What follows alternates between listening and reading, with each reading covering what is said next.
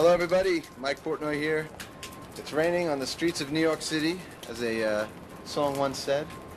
Anyway, the origins of Liquid Tension Experiment, I suppose, goes back to where my relationship with Magna Carta Records began, and Pete Morticelli and Mike Varney over at the label. And my relationship with them began in 1996, I believe, when they called me to participate in the Rush tribute album that they were doing, Working Man. And that session was the first time that any Dream Theater members had sort of left the family for an outside environment and to do an outside session. But in any case, that session was really great for me because I worked with Billy Sheehan. And Billy and I spent almost a week together in San Francisco, working out the tracks, playing together, getting to know each other, and you know, messing with the arrangements of the songs for the tribute album. So in any case, that was a great experience, and it was a lot of fun to work outside of the normal confines of Dream Theater, which I had become so accustomed to for 10 years at that point. After working on that project with Billy, the Magna Carta guys came back to me and said, well, how'd you like to do something else? And they offered me the opportunity to put together a project with the players of my choice, and basically asked me for a wish list of all the different players I'd like to work with. And after months and months of phone calls and certain people being available and certain people not being available and aligning different schedules, finally, towards the end of 1997, to make a long story short, we found ourselves set up and ready to go with the lineup of myself, the great Tony Levin on bass, who I had always wanted to work with, always admired all of his work, obviously with Peter Gabriel and King Crimson, but then also the stuff he did with Pink Floyd and Yes and John Lennon and Paul Simon. Obviously he had the experience to really play with anybody. On keyboards, I chose Jordan Rudess, who to me is the most amazing talent to have ever touched a keyboard.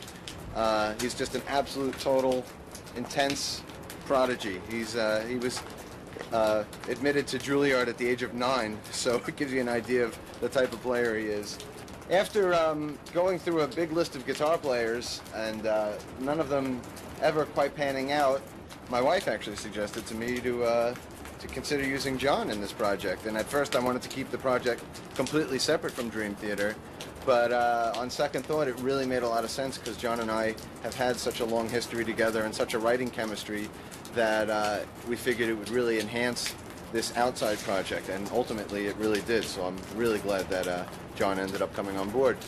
So the project kind of started almost as a solo project of mine, but it was obvious the minute that we started collaborating that it was going to become a full collaborative band type project, and that's exactly what happened. And once we hit the studio, we had 1 week to create music that was intense, eclectic, instrumental, and always exciting. So it was a great experience. Well, here we are in beautiful Millbrook, New York, upstate New York, at Millbrook Sound Studios, and this is the place where we made Liquid Tension Experiment 1 and 2. So let me take you inside to take a look at the studio and see where the magic and mayhem all took place. Come on in.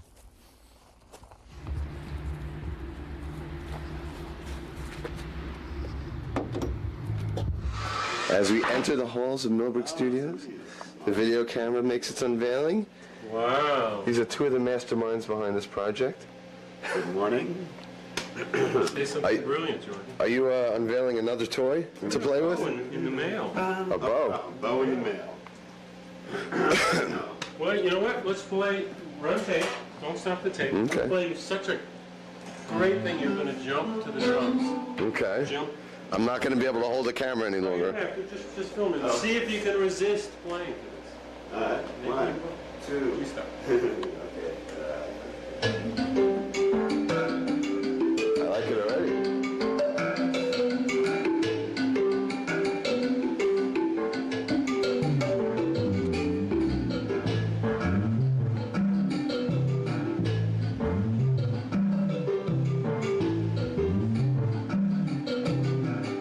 That's great.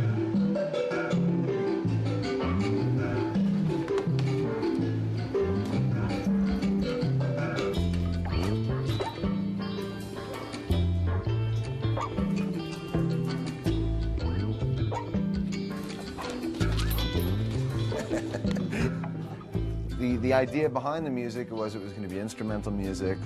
We were going to try to be very technical, try to be very progressive, but at the same time be very melodic. And most importantly, be very spontaneous.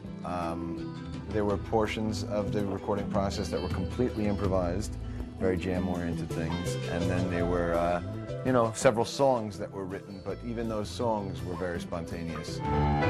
This is the writing process. Normally in a Dream Theater context, this writing process will last days, weeks, sometimes months. Here we are reduced to mere minutes and hours. So we have to be creative and quick.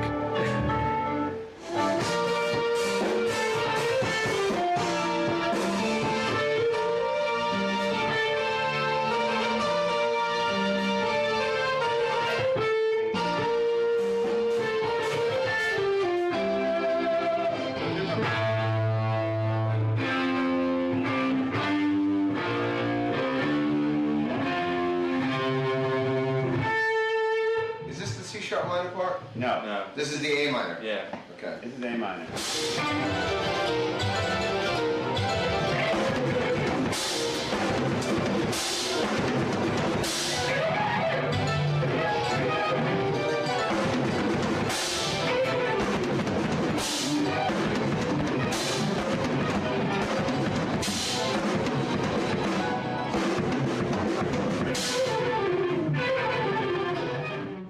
The entire project was a lot of fun, and I'm going to spend some time now playing through a lot of the tracks from both the first Liquid Tension and the second Liquid Tension albums. And here we go. Let's make our way into the drum room.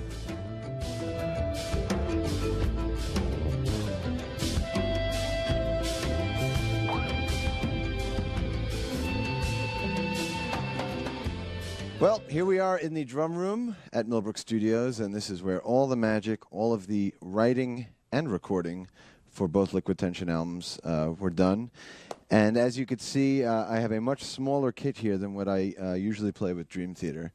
And the main reason for that, to be completely honest, is that when the Liquid Tension 1 session was booked, Dream Theater had just finished some shows in Brazil, and my big kit was still being shipped, so I needed to put together an alternate kit to use in the studio. And actually, I'm really glad that I went with a different kit as opposed to my usual Dream Theater kit, because it gave me a whole fresh perspective on creating parts and the writing process. Let me tell you a little bit about this setup. As you can see, it's one bass drum, which was very different for me, and it has a much different feel playing one bass drum than playing two kicks. And for 10, 15 years, however long it's been, I've always played with two bass drums. So it was a little bit of a different approach for me to get used to the feel of double kick on one bass drum. And I kind of adapted pretty quickly, and I was able to do a lot of the things that I usually do with Dream Theater on the two bass drums. And what I did here was I actually, because I had half of the big drum set, I actually was left with only a couple toms. So I added a set of timbalitos and used those as my two high toms. So I actually have a set of timbalitos, a 12-inch rack tom, I believe it's a 14-inch floor tom, and an 18-inch floor tom. And this was also the first time I was able to set up a kit with floor toms on both my left and right. And it gave me some pretty cool possibilities with coming up with some of the parts.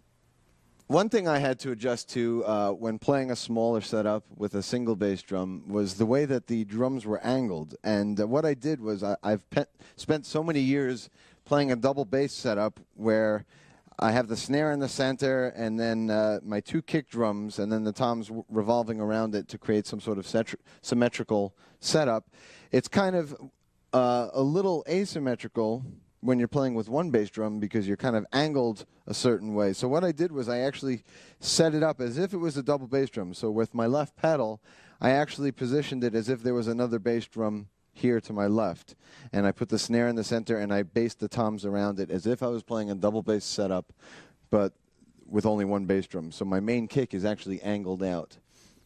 Okay, once I decided on the drum configuration, I had to gather a set of cymbals, And of course, I have a wide variety of Sabian cymbals here with me. And even though the drum configuration was scaled down, I did use a lot of cymbals as well, because I like to have that variety in cymbal land.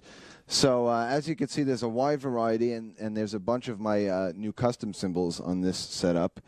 These exact custom creations were used on both Liquid Tension albums. So this setup was there for both of those albums, but since then I have adapted it to the cymbal line that I'm going to be putting out with Sabian in the year 2000. And it's the Sabian Max line, and that consists of a 7-inch splash, a 9-inch splash, an 11-inch splash. And on this kit, I have 2 of the 3 sets of Max Staxes that we're going to have. And here's the low set, which is a 12 China and a 14 crash, and a 10 China and a 10 crash. So that's a low Stax, and this is a medium Stax. And then in terms of crashes, I have a 16, a 17, and a 19, and 1 China, and 1 ride, which is my 22-inch HH Rock ride, which is used on both kits, the Dream Theater kit and the Liquid Tension kit, and a set of 13-inch hats as opposed to 14s, which I use with Dream Theater, and a bell. Anyway, that's the setup that we have here, and it was a real nice change of pace for me to be playing on a smaller kit. The first taste I had of scaling down was on the Falling Into Infinity album, when I actually had 2 drum sets set up in the studio. And we did that album a few months before the Liquid Tension 1 session. And I enjoyed myself so much on the small kit that it was really nice to be able to play some real progressive parts on a kit of this size. And I'm really glad that I did it, because it gave me a whole fresh perspective as opposed to just playing, on the usual Dream Theater environment. So I was able to apply myself kind of differently. Well, this is where it all began. In this room, behind this kit, this is where we first gathered and began the Liquid Tension experiment in the fall of '97. And we knew we wanted to come right out of the bag with something that was going to slap you in the face and tell you that we weren't messing around. So the very first thing we wrote was Paradigm Shift. And it's the very first thing you hear on the album, and I guess it was everybody's very first taste of the Liquid Tension experiment. So I'm going to play a bit of that for you now, and then I'll come back and break some of it down for you. 1, 2, 3, 4.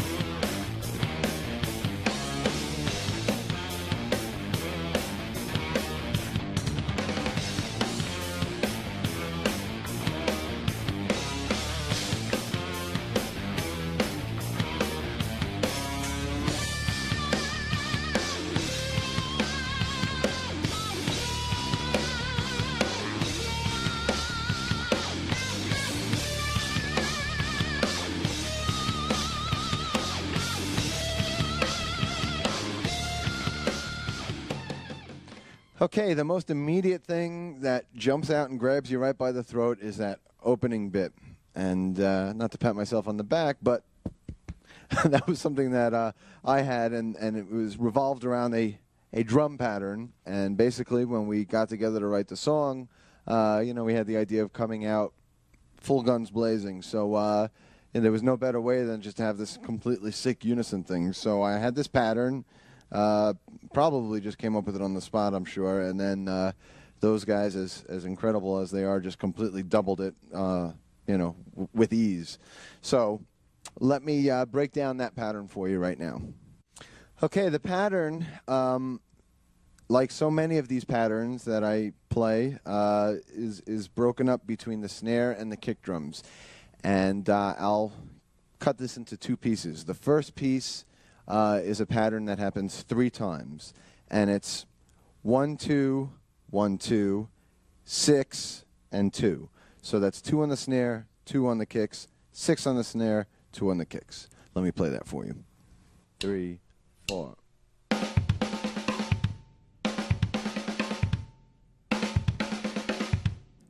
You put them together, and they sound like this.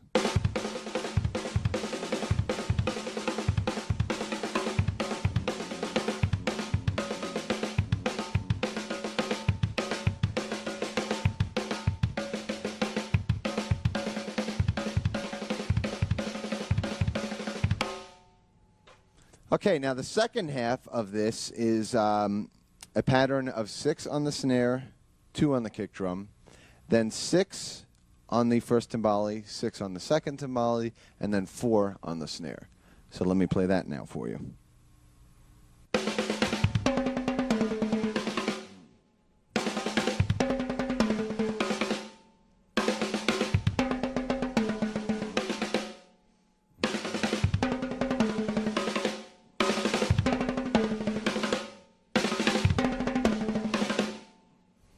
Now, let me put the two together. So we're going to have the first half and the second half put together, and there you have the opening to Paradigm Shift. I'll play at normal speed, and then I'll slow it down, then bring it back up to speed. 1, 2, 3, 4.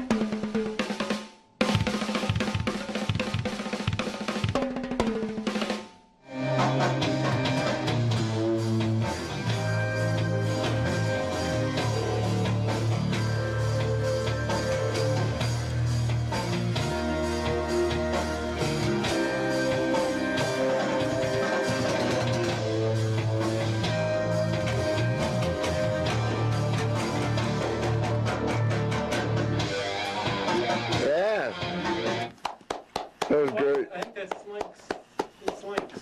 That was awesome. What I'd like to do is, before I get too into all of the parts I'm going to break down, I would like to just open up my toolbox or my bag of tricks and give you a brief layout of the sort of fills that I like to use a lot. And you'll notice them throughout all of my records, all the songs I play. Whenever I'm looking for a fill, a lot of them are developed around these patterns which I have, which are patterns between the hands and the feet in groups of 2s, 4s, and 6s, sometimes even 8s. And basically they sound like this.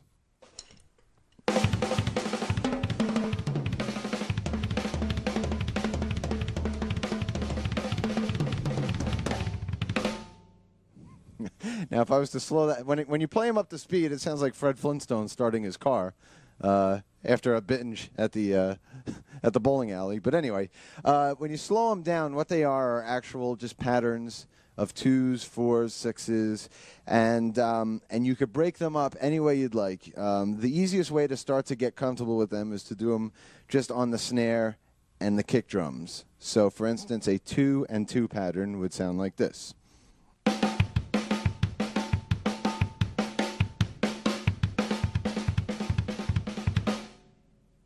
4/2 pattern would sound like.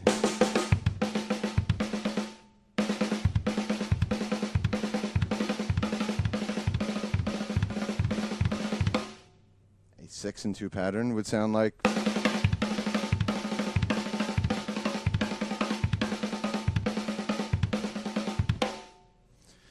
So anyway, these are 3 variations amongst many which I utilize all the time. So throughout this video, you'll see me talking about them, breaking them down.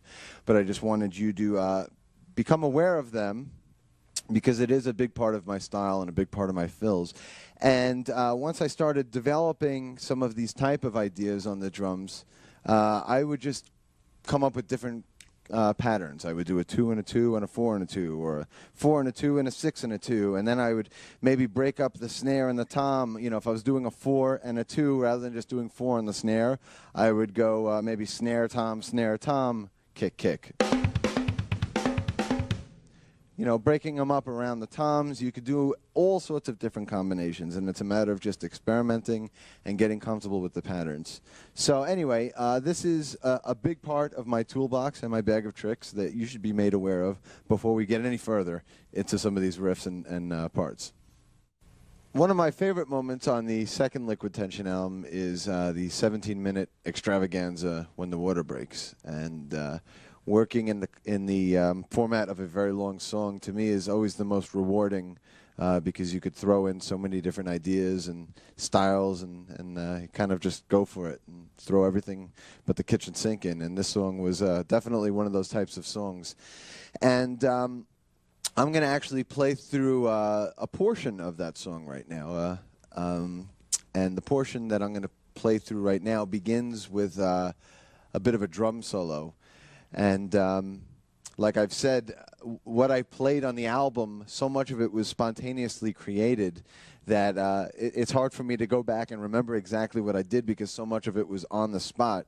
So the drum solos in this particular section of When the Water Breaks were completely improvised. So I don't think I'd be able to ever reproduce them properly right now. So what I'm going to do is actually just go for it again and improvise again.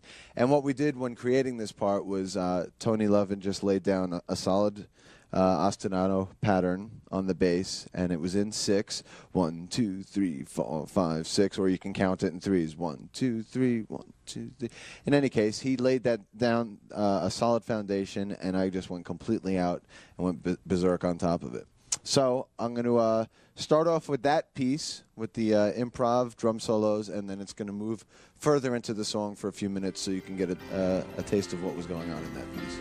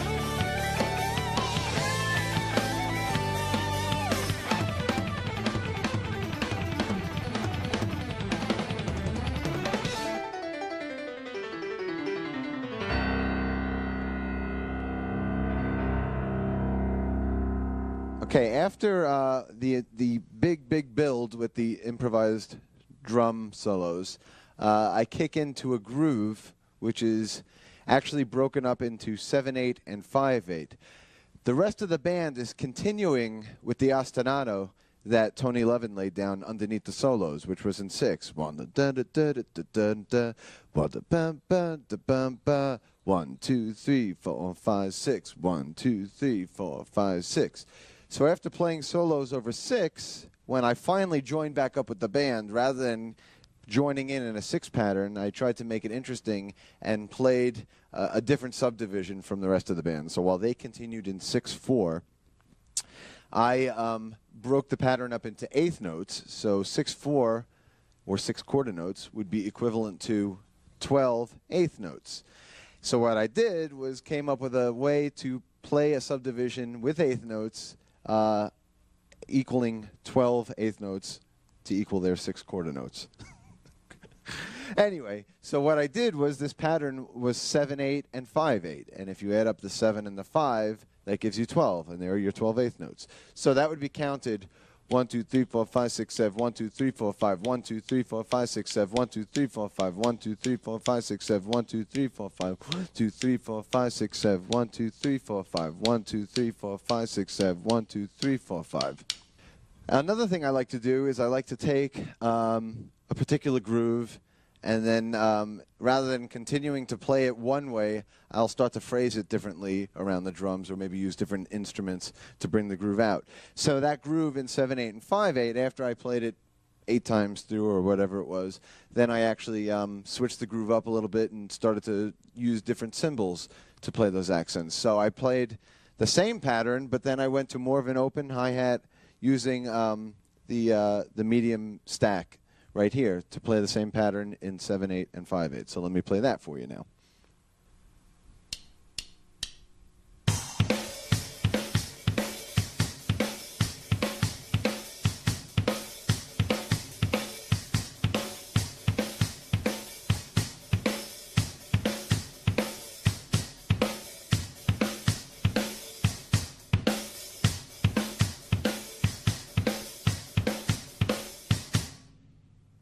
Okay, the last thing that I would like to break down from this excerpt of When the Water Breaks is the drum fill that closes out the section.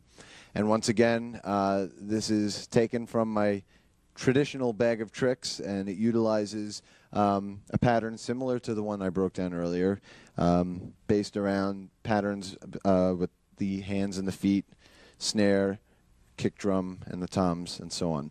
So I'm going to break this down for you. What happened was, if my memory serves me correctly, I believe either Jordan or John were playing this thing on top. This whole pattern on top while we were grooving.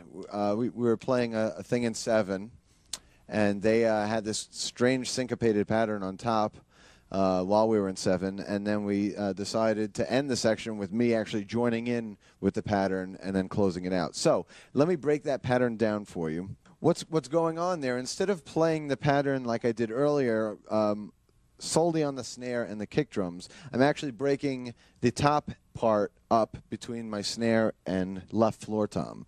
So rather than just doing 2 hits on the snare, I'm going right left between the snare and the left floor tom. So the pattern that is starting here, it's 4 sets of 2 and 2, and then 2 and 4.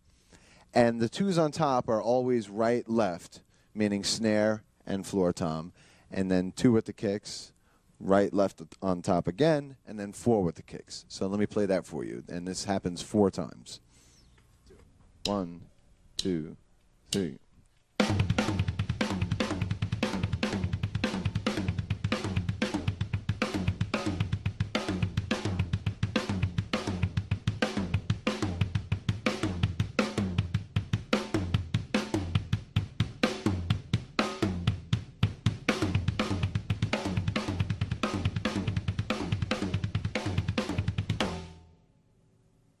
So that's the first half of the pattern, and it does that 4 times.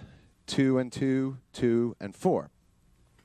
Then the ending of the fill is 4 on the snare, 2 with the kick, 4 on the right floor tom, 2 with the kick, 2 toms, 2 snares, cymbal choke.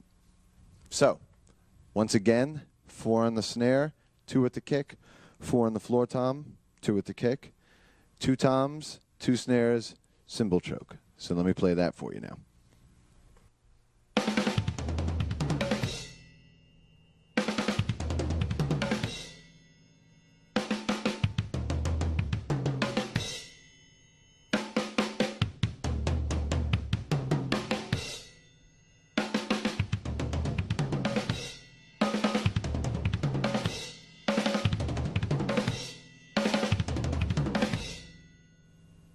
Now, I'll put the 2 phrases together. So we'll start with the first phrase, and it'll be directly connected to the second phrase. And I'll start with the whole pattern at normal speed, and then I'll slow it down and bring it back up.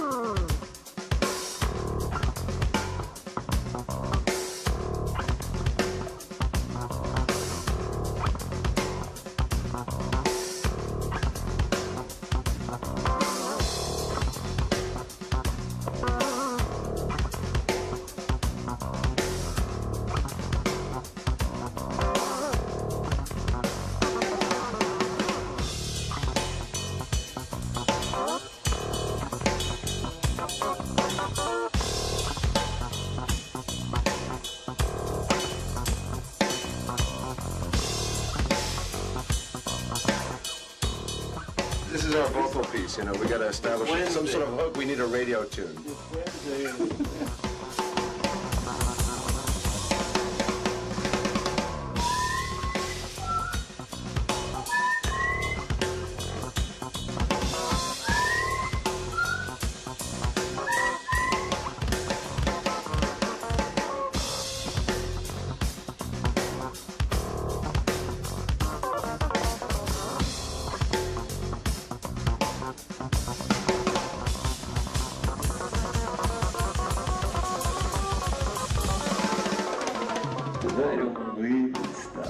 Excellent.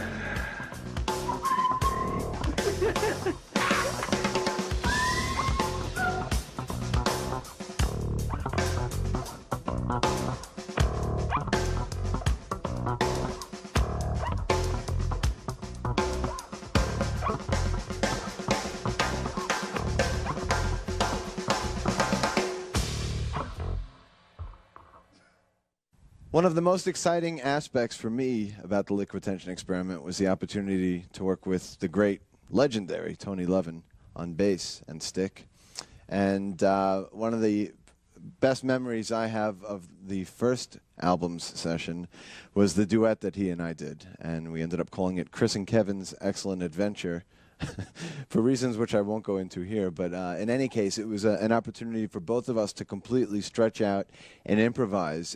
Anyway, so one morning I was fiddling around on the drums, just warming up, and I stumbled upon this pretty cool shuffle groove.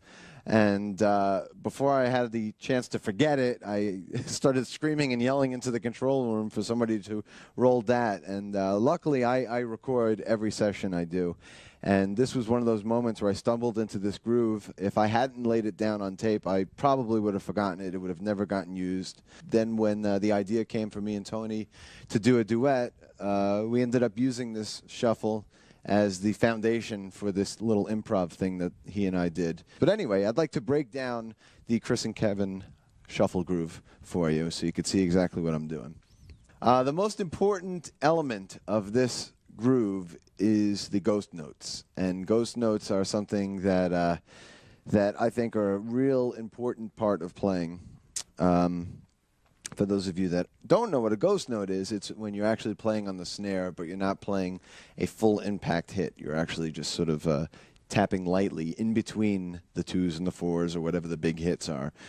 And that's the biggest part of this Chris and Kevin groove. So let me play it for you at normal tempo, and then I'll slow it down, and you could sort of see what it is that I'm doing here.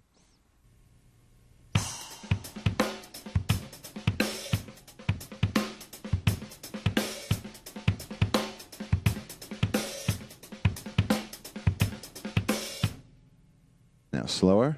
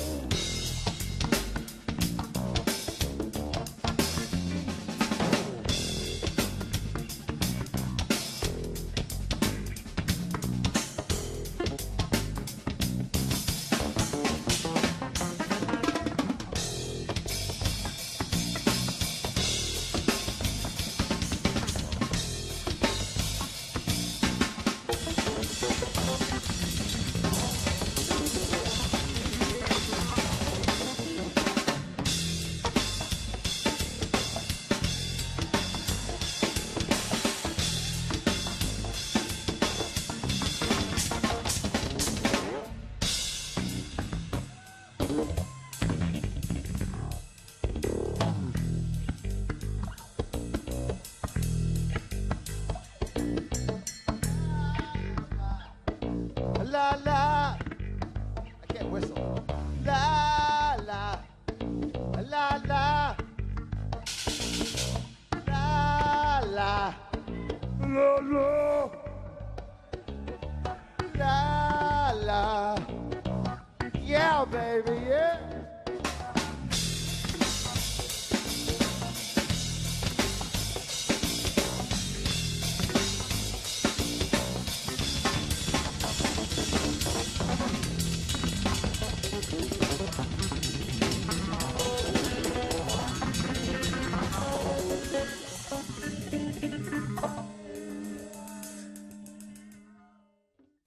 Okay, right now I'm going to play through couple of sections from a track off the second Liquid Tension album called Another Dimension. And both of these sections are taken from the middle of the song when we were able to play around with some odd time signatures. So here we go.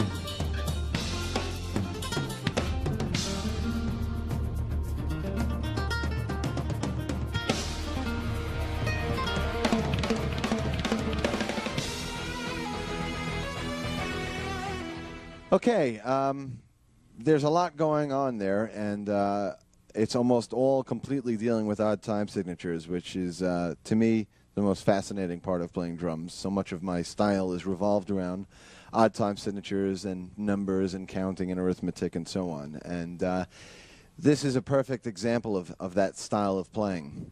What's going on at the beginning of this section is I'm playing what I call a jungle groove between the toms and the snare, and the patterns are alternating back and forth between 4 and 5, and then every fourth bar, the 5 is actually becoming a 6.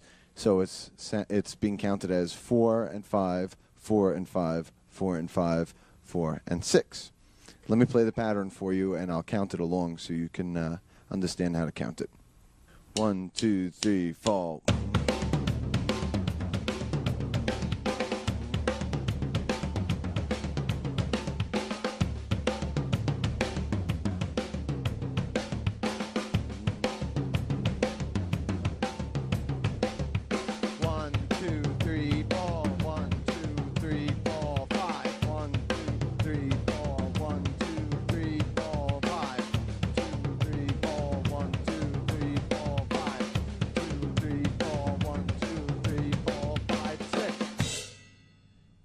So you can see there at the end, all I did was, instead of going a blah-ba-bam on the 5, a triplet on the 5, I went 2 triplets to set up 5 and 6. 5 triplet, 6 triplet, bum. Then, after a full round of jungle grooves going 4, 5, 4, 5, 4, 5, 4, 6, I then translate that groove or that metric modulation to more of a ride groove. And I'm also doing some, I think it would be 30-second note accents along with the guitar. So let me play that for you now in the context of the ride pattern. 1, 2, 3.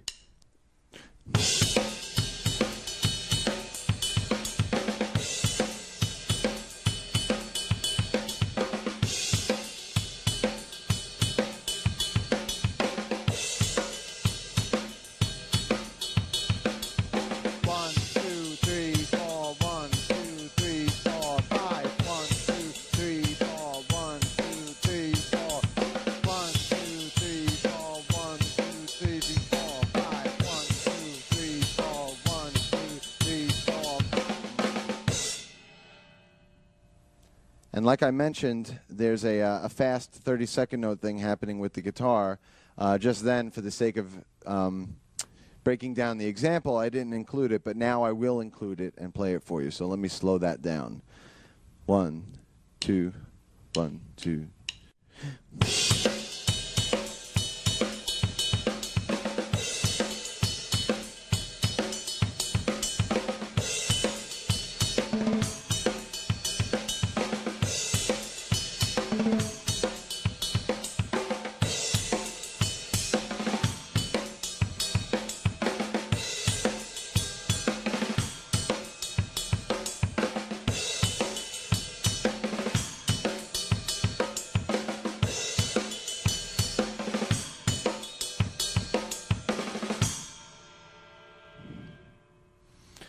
Okay, now I'm going to break down the second piece that I played from Another Dimension. This is very similar to the first piece that I played because it's dealing with a lot of odd time signatures. And what I did was I developed my part the same exact way melodically. What's happening is it's starting with a pattern on the toms, a jungle groove thing, and then it's developing to a ride sort of pattern, and it's very similar in that sense to the previous section, except now this time, instead of counting in 4s and 5s and everything, this is actually dealing with 7s and 4s and 6s. So let me count this out for you. The beginning pattern for this section is actually 7, 4, and 4, and the 7 can be counted as 4 and 3, then 4 and 4. So you can count it 1, 2, 3, 4, 1, 2, 3, 1, 2, 3, 4, 1, 2, 3, 4. That's the first set. So let me play that for you first. 2, 3, 4.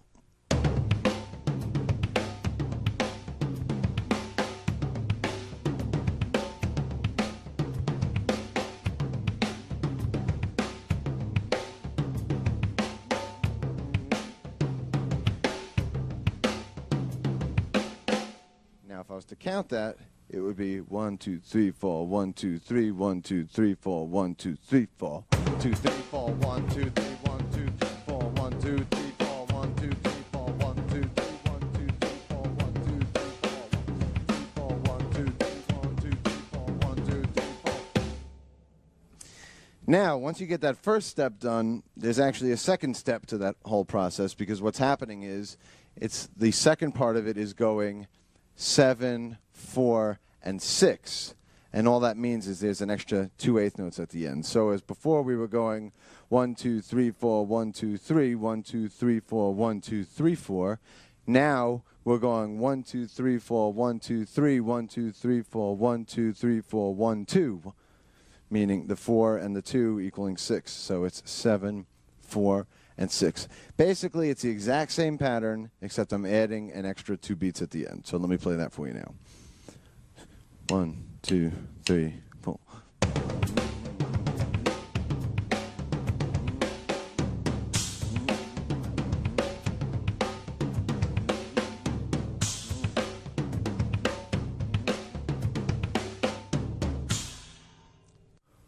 One, two, three, four.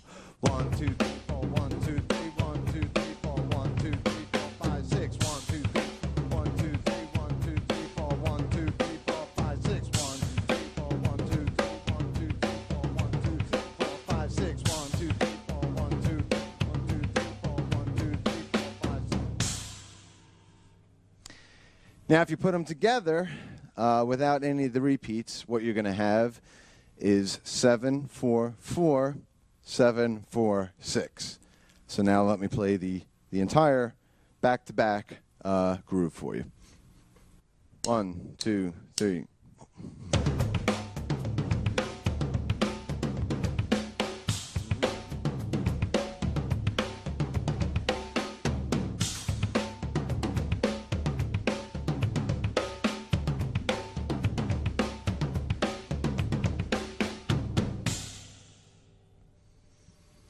Now, once again, like the previous section, what I did was I took that same time signature pattern and then developed it onto a ride groove.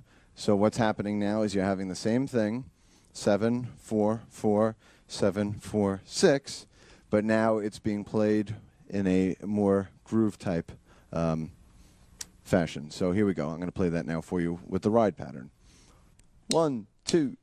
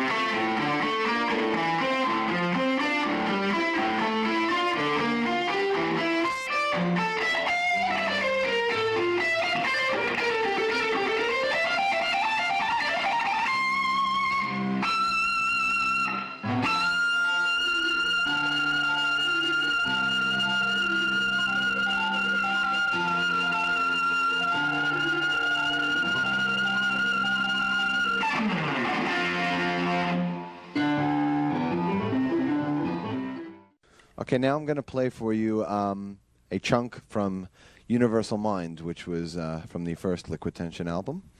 And I would like to just start off, before I get into the entire piece, I would like to start off showing the pattern that I'm playing to begin this section. And this follows a piano solo by Jordan Rudess, and then myself and Tony Levin come in with this pattern, which is in 7, 8, 7, and 7. And that's the way it's phrased the whole way through. So it almost feels like it's in 7 the whole time, except for the second bar, we're slipping in an extra 8th note. So let me break that down now for you slowly. 1, 2, 3.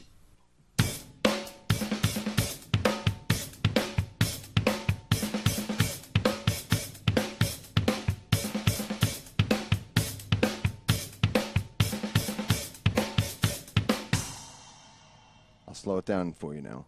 1, 2, 3, 4.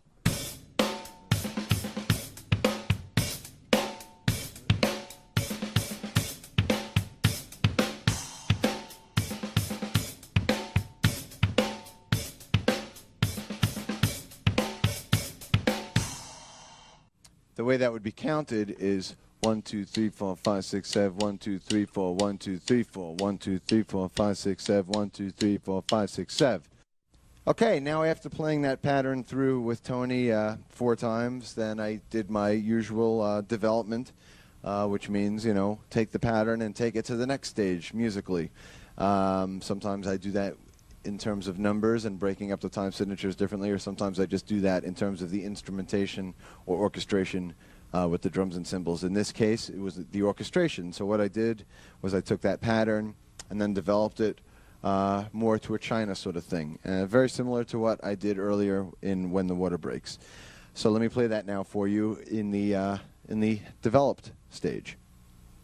1, 2, 3, 4.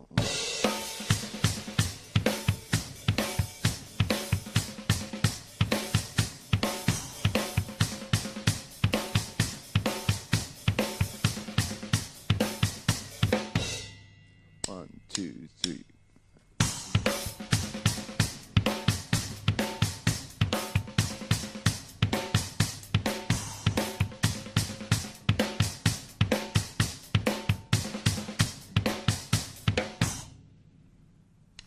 So now that you know the intro and understand, hopefully, how I started this bit off, now you can actually see it in the context of the music, and we'll take it from this point and take it up straight to the end. So here we go, Universal Mind.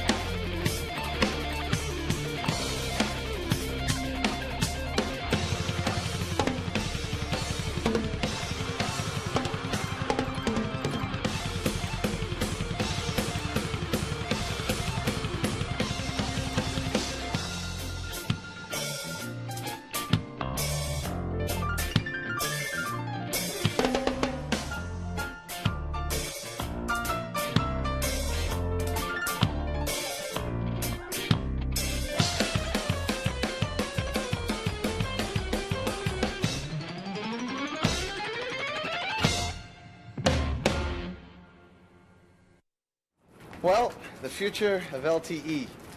It's kind of hard to say where the band will go from this point because Liquid Tension originally started as the opportunity for myself and John to have an outside environment from Dream Theater. And as you know, Jordan Rudess, as a result of the 2 Liquid Tension albums, has since joined Dream Theater full-time. So, you know, 3/4 of Liquid Tension is now 3/5 of Dream Theater. So I really don't see the purpose of making any future studio albums with Liquid Tension because we already have this writing chemistry that we assembled now working full-time in Dream Theater. However, we will always be open and excited about the idea of ever doing live shows. So there are always possibilities of live shows with Liquid Tension in the future. So that would never be counted out. In the meantime, because I no longer have this outside writing environment with Liquid Tension, I've assembled yet another side project, and this is one that I worked on this past summer of '99. It'll be coming out in the winter of 2000. Wow, that's wild. But in any case, this is more of a prog rock type supergroup, and basically I assembled some musicians from other newer progressive bands, musicians who I really admire, even more for their writing talents, more than their playing technical abilities. But in any case, this project has Pete Travis on bass, who is the bass player from Marillion, one of the most melodic bass players I've ever heard.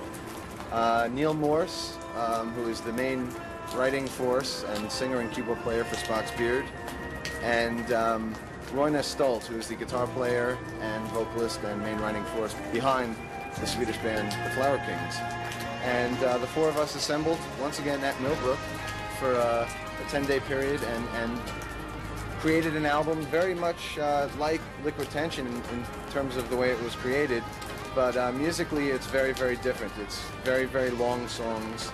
We have a 30-minute composition on there, and it's very much in the old school vein of Yes and Pink Floyd and the Beatles. All 4 of us are singing, and it gave me a chance to really lay back and do my best Ringo or John Bonham impersonation, which was fun for a change.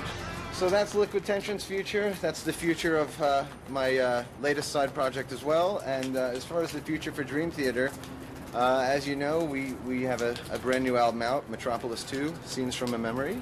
And in case you don't know, see the second video as part of this set, which will focus on all of Dream Theater's music for our latest album, and will give you a glimpse of where we are going in the future. So I hope to see you in that video. Thanks for checking this one out, and see you soon.